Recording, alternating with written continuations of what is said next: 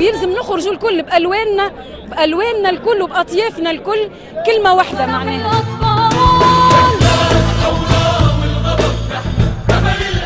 فبعضنا انتهروا تونس من الفاسدين.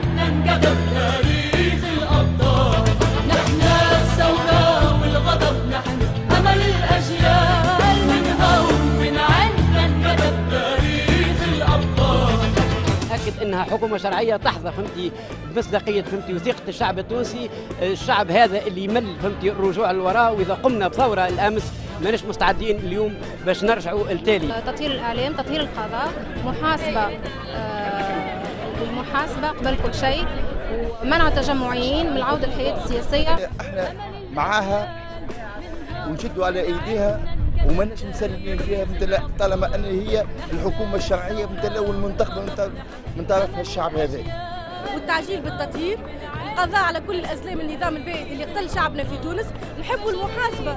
ومن هنا القدام ان شاء الله باش نكونوا معاكم باش نساندوكم في كل ما تقوموا به.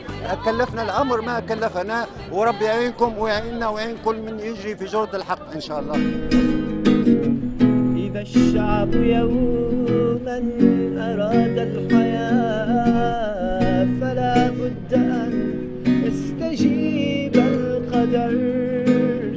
إذا الشعب يوما أراد الحياة فلا بد أن يستجيب القدر. لو ما عرفتوش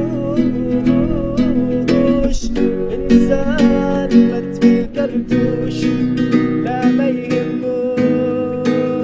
لو ما عرفتوش إنسان ما تفكرتوش لا ما يهموش. هذه غناية غنيها لندادي ونحكيها لأولادي، أي ونسميهك دم الشهيد، شهيد بلادي.